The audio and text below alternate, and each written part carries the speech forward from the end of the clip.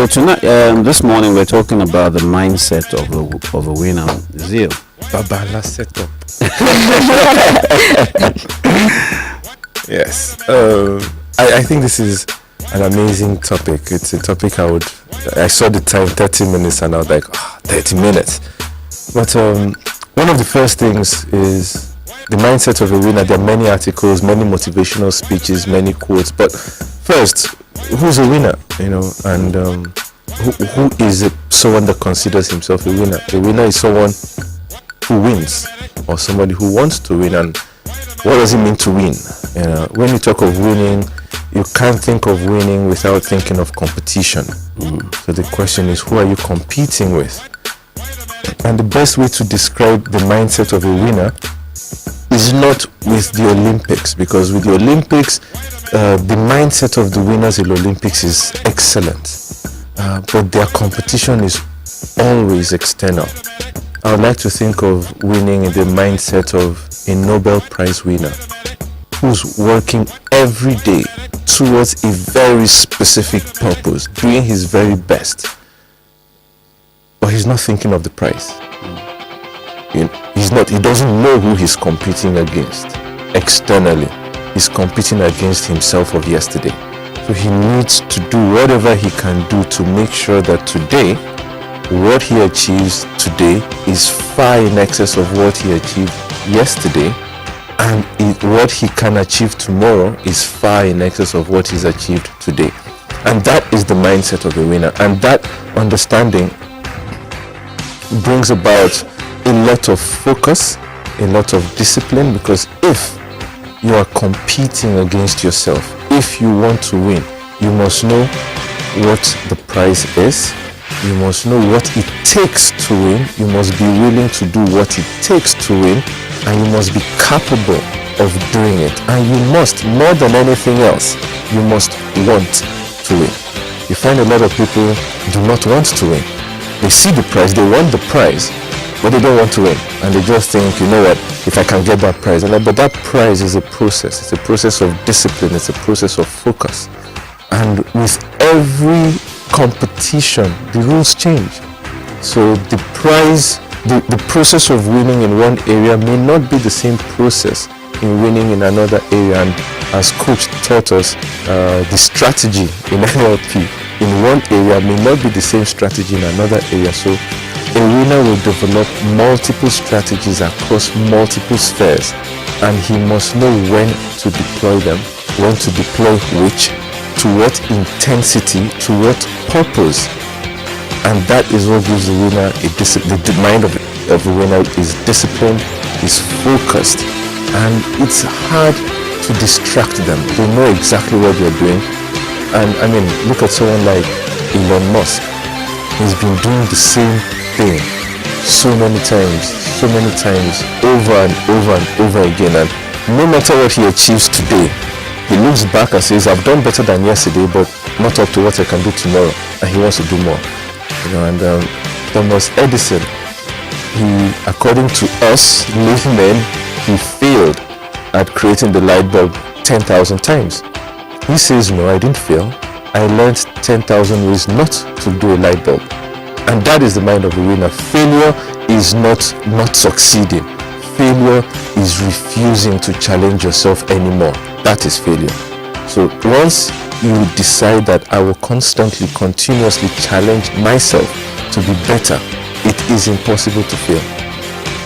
All right, so you talked about two things. You talked about the external, and you talked about the internal, and you gave a lot of emphasis to the internal dynamics of the winner. In my study, I realized that when we looked at the internal dynamics of a winner, we're looking at his mindset, we're looking at his neurology, we're looking at his psychology. And even there, right, we know from the neurological levels that a winner is a person that understands the 6 neurological levels. You cannot win if you do not want to win in anything. You cannot win if you don't have a set goal. You cannot win when you do not have a well-defined outcome. So we talked about Thomas Edison. Thomas Edison set out to find light, set out to create the filament bulb. So he may not have wanted to become rich by that creation. He may not have wanted to win a Nobel Prize by that invention, but he set out with a well-formed outcome. And so winners start with that. The highest of all human needs is self-actualization, according to Maslow's hierarchy of needs, right? And so the winner and the mindset that he has is working towards achieving something. He has a well-formed outcome. He has a vision and a mission that he's working towards. And he operates from that level downwards. A loser operates from the opposite upwards. So the winner starts with the vision and the mission, right? And then he creates an identity and a brand. Okay, he knows who he is and he knows who he's not. And he will not mess around because, he knows exactly what he's called to do, what he's wired to do, what he's gifted to do. He knows the discipline that is required to do it. And he commits himself to constantly be true to himself and who he is and who he is not, and focus on that vision. Now, a true winner, has a set of core beliefs and values that drive him in line with his vision, in line with his identity, and he does not deviate. There is absolutely no way you can find him doing things that will violate his vision, things that will violate his identity, things that will violate his values.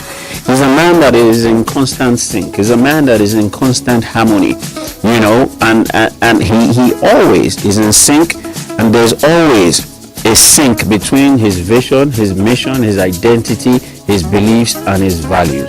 Now, because of all of these, the winner, right, has all resources that he needs. He can access all resources that he needs, whether it is environmental, whether it is relational, whether it is psychological, whether it is emotional, whether it's intellectual, whether it's spiritual, whether it's mental. This guy is able to release, is able to tap into unlimited sources in the line of his purpose, in the line of his mission, in the line of his vision, in line with his values, his beliefs, his identity.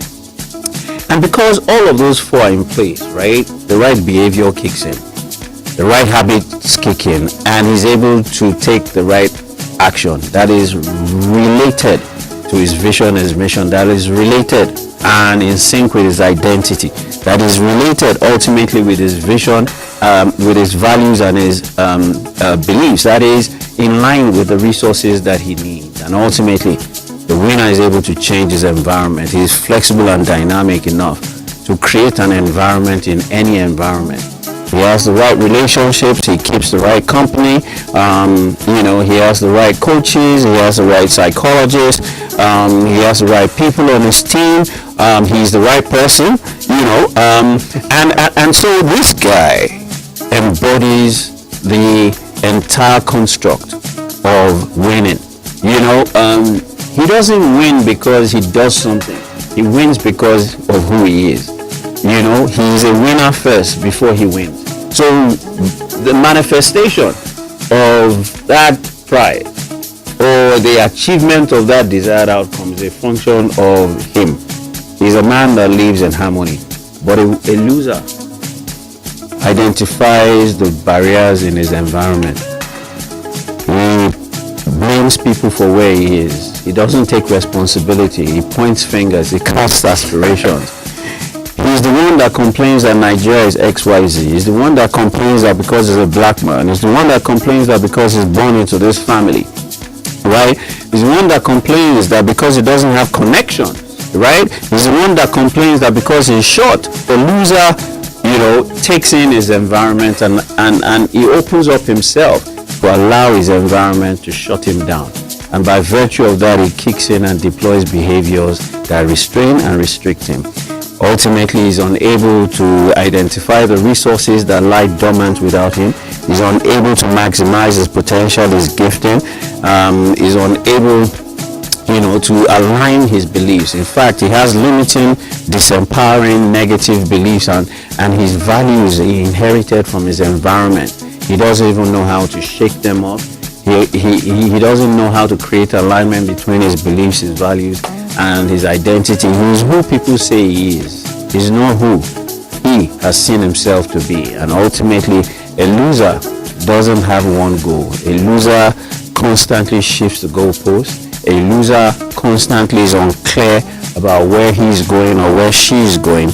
A loser is living someone else's life. So from that perspective, who else is a winner, Zil? Relatively simple terms, I'll put it this way. A winner is somebody that lives in his truth, not in his reality. And the reality is everything you said. It's environmental.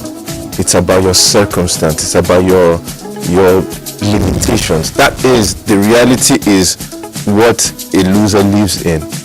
But a winner lives in his truth, not in his reality. And the gateway to transfer your mind from reality into truth is your belief system. And so if for example, we have a lot of Nigerians going through torturous circumstances to get to Libya. That tells me something about their belief system. They believe that their environment is what is limiting them. And so they will do anything, even risk death, to escape the environment. And so their belief is, outside this environment, I will do well. They are living in their reality. The truth, if they believe, once I get out of this environment, I'm okay. Now, if you could change that belief and say, whatever it is you want to do out there to make it okay, imagine you had it here.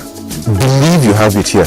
And you see the physiology changes, the ecology changes, their mindset changes, the way they act changes, just because their belief has changed. So a winner knows how to regulate and say, look, there's a difference between truth and there's a difference between reality. A winner sees his truth, and the truth is what you decided to be. And you practice your truth enough, your truth becomes your reality. And then you set a new truth. So a winner is almost always on an upward trajectory. And you can see it from point of view of, if you close your eyes and imagine you are dead broke, you have nothing. Your rent is due on Monday, you have nothing. And somebody gives you a check on a Saturday. You can't cash the check on Saturday, you can't cash it on Sunday. But somebody you trust, somebody with the capability to honor that check, gives you a check and says, in fact, not even a check, a promise, and tells you, see me on Monday and I will sort everything out. Between Saturday and Monday, your reality still the same, but your truth has changed. And your attitude will change and your behavior will change because your belief has changed. Because of somebody's promise, external, you change your disposition, internal. The question is, why can't you do that to yourself every day? A winner is able to motivate himself internally and say, if even though this is what is going on at this moment, I will overcome this when I need to overcome it. And immediately, his physiology will change, his attitude will change. He will start to see opportunities instead of setbacks. But you see, between Saturday and Monday, without that promise, you are depressed. You are scared to go out. You don't want to bump into anybody. You are embarrassed. Nothing has changed except your belief system. So it's very important that the winner sets his mind anchors his mind with a belief system that propels him in the direction of his objective. That objective is simply the competition he's setting for himself. I'm not competing, my neighbor did X, my friend did Y. That's not my competition. My competition is what I want to do. And it's not, unfortunately for us in this country, we kind of focus everything down to money. If you are not rich, you can't be a winner. But nothing could be further from the truth, because even the Bible says the life of a man does not consist of the abundance of his possessions. It's great to be rich, but to be honest with you, when you talk about money from a winning mindset, a winner realizes that money in itself is useless. People want money for what money can do. And so a winner does not set his target against money. He sets his target beyond money. What can money do? So if you don't have a car, you tell yourself, I need money to buy a car. What is your need? Is your need the money or is your need the car? Your need is the car. A winner will not chase money. A winner will chase a car. And he will do whatever it takes to get a car. So that mindset shifts, and then it shifts your priorities. You don't, in Nigeria how we are, we kind of worship money because we all want money to do things. We don't want to do the things. We don't want to achieve. We don't want to be. We just want to have. And it's a very weird mindset. And it's a winner's mind is not, like I said, it's so much about competition. He's highly, highly competitive. Not competitive against others, not competitive to prove a point to anybody but himself. And the closer he is to achieving what he wants, how you would identify a winner is he sets a crazy target. As he's getting closer and closer to achieve it, you know what he does? He shifts it. He moves it out and says, if I can do it, then it's no longer tough enough. For example, when Martin Luther King said, I have a dream, a dream for him, it was a belief. It was a belief that was terribly, terribly, at the time, impossible. Right? According to everybody else. That he wanted a time where people will be judged by the content of their character and not by the color of their skin. At that time, that was an impossibility. But guess what? He had a dream, a belief, and what he was doing is very important.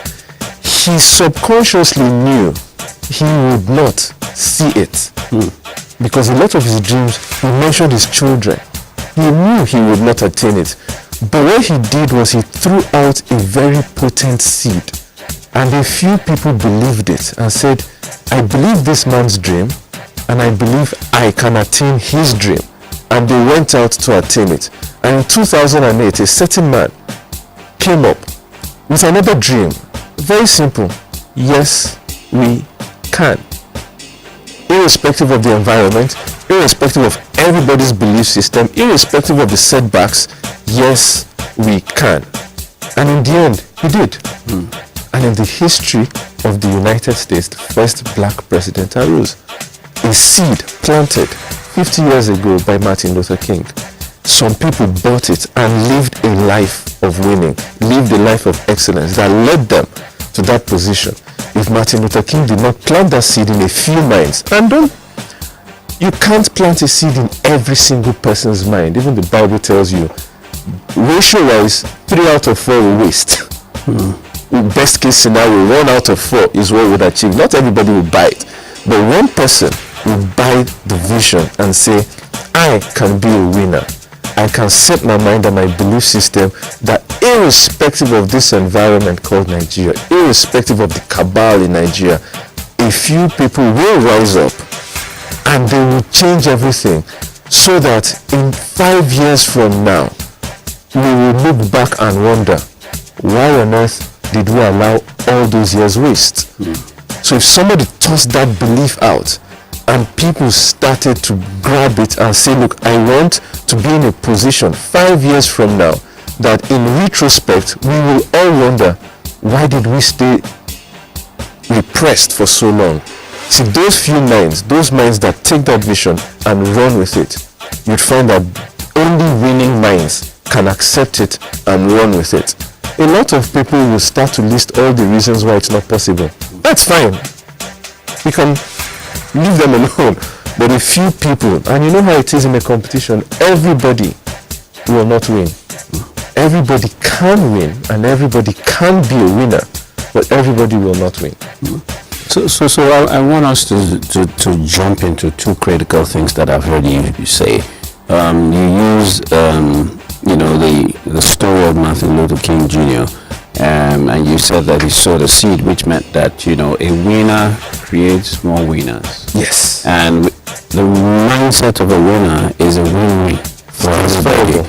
And it's thinking win-win rather than win-lose, or rather than lose-win. The mindset of a winner is that everybody around him, everyone after him must win. Okay, so I want us to elaborate on that. And the second thing that I'd like us to really zoom into, which is really the heartbeat of this topic that we're talking about, is the belief system. Yes. The belief system. What is a belief system? What is the belief system? What is a belief system? How can you change your belief system from a losing belief system to a winning belief system? Changing belief systems is both, there's no formula. Questions would arise like, why do you have this belief system in the first place? For some people, they've been told the same thing repetitively over their lives, and they've accepted it as the truth. And getting them to change it. So for example, they tell you because you're from this place, or because your skin is this color, and you believed it, and you form a belief system that's built on a foundation that's not even true.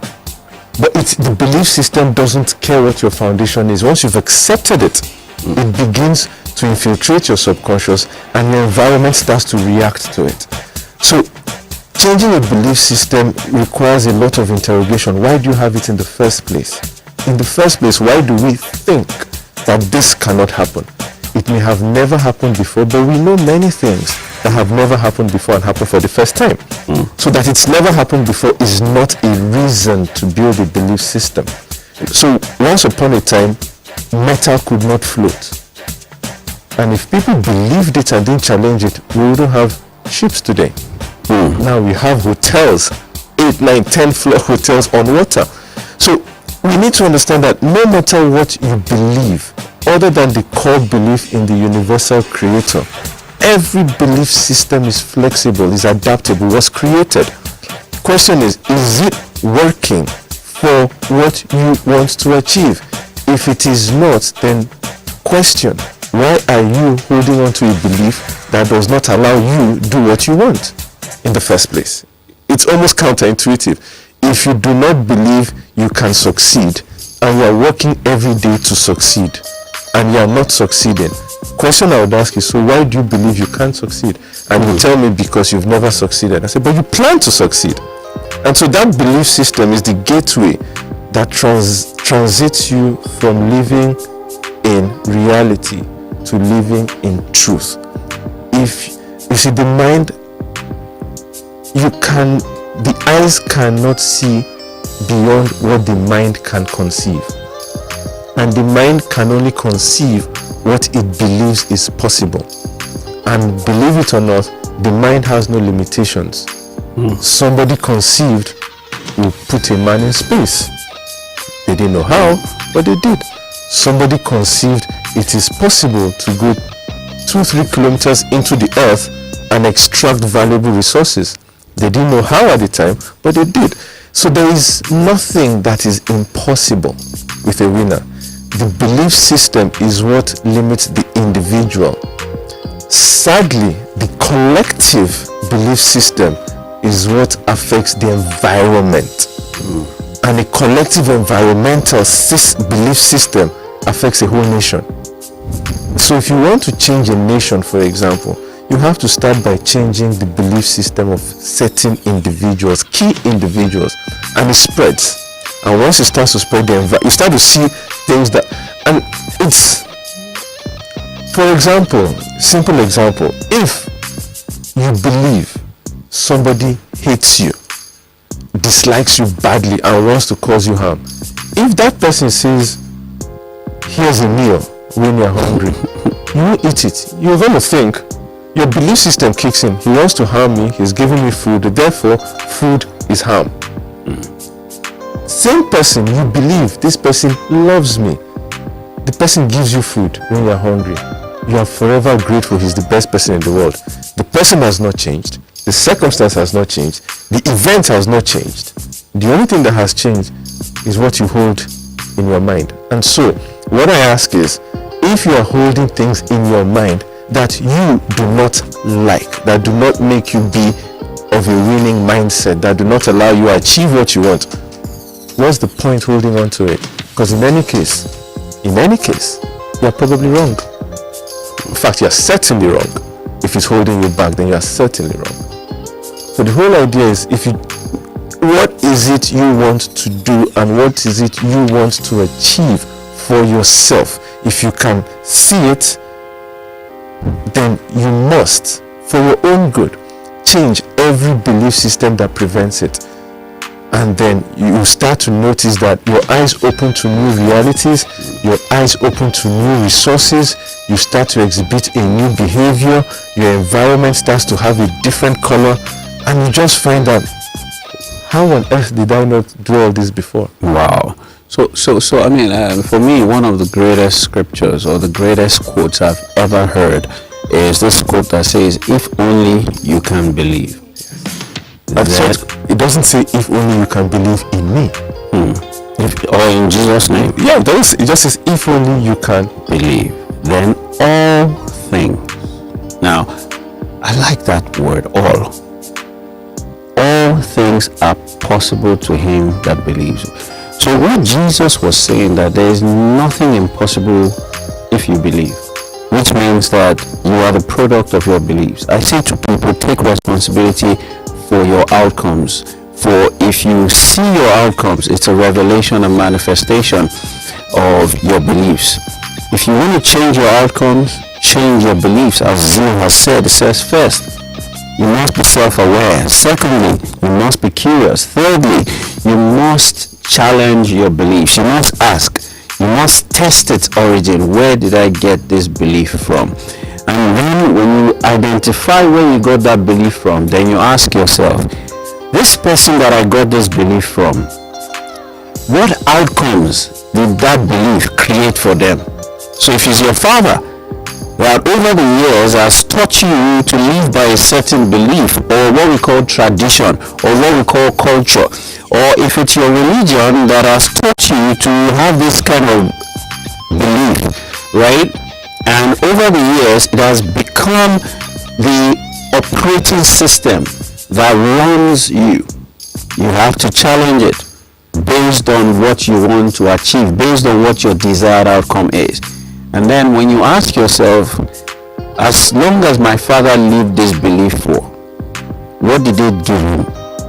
And then the most important question you then ask is that where I want to end up? If it's not where you want to end up, then you've got to change that belief, dump it, because it is no longer serving you. And the best way to now dump it is to dump it, identify the positive opposite of it, and reinstall that positive opposite.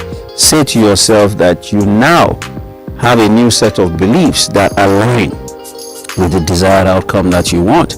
And ultimately, once you do that, what you need to do is consistently say to yourself that this is my new belief and these are the outcomes that I desire for you to create for me. And then as you constantly imbibe that belief will create the desired outcome that you want. So, Zio, one last word. What last word would you say after you have treated the issue of the winner is the man that has a win-win mindset. The winner is the one that sows winning seed. The winner is the one, that helps other people become winners. Yeah, so I'd say the winner is the candle on the hill. Bottom of the hill that wants to have that light and will do whatever it takes to climb up there and get it. And so lighting another candle does not diminish the candle. Selflessness. Yes, you have to be selfless. He's not a winner sees beyond. A winner is like a daydreamer. He has a vision. He sees what I call his truth and looks at his reality and transitions from reality into truth.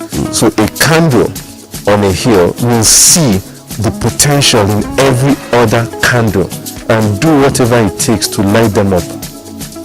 Some candles will not agree, but the more candles that get lit up, the more light there is. And I think particularly for Christians, particularly for Christians. Christians, we are the light of the earth. Light, a torchlight, is absolutely useless in the daytime. So a torchlight is useful in the dark.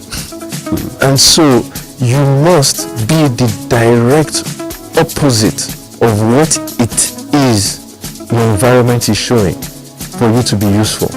So as a Christian, why do Christians avoid dark places? They think it will diminish them. Nothing diminishes light. Nothing.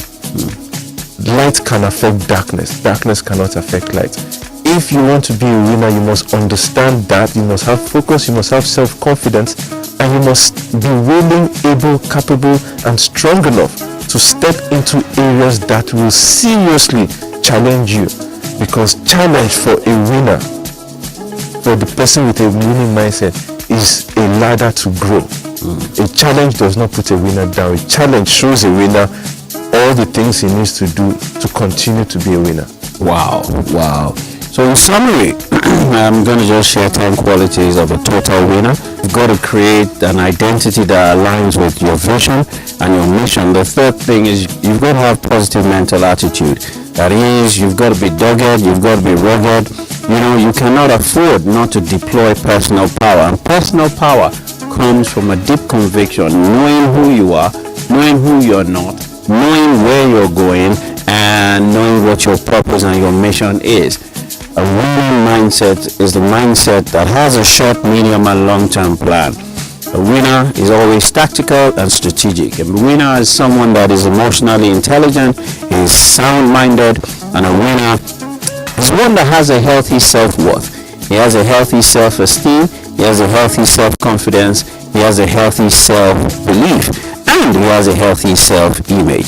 A winner is self-driven. He's internally driven. He doesn't wait for people on the outside to motivate him. He's internally motivated. He has self-discipline and he is always prudent. Winners are completely integrated. Their spirit is in alignment with their soul.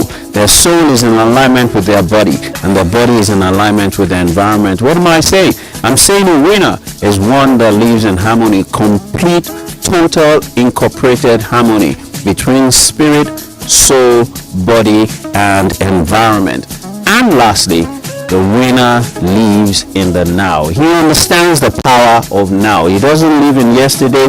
He doesn't live in the regrets of yesterday. He doesn't live based on the challenges of yesterday. He's released it, he's learned from it, and he's let it go. And a winner does not live in tomorrow. He doesn't let the anxiety of the day that has not yet come cheat him of the power and the gift that lies in the moment. Do you know that your yesterday created your today, and your today will create your tomorrow? The winner knows that. And if you want to be a winner, that's what you've got to do.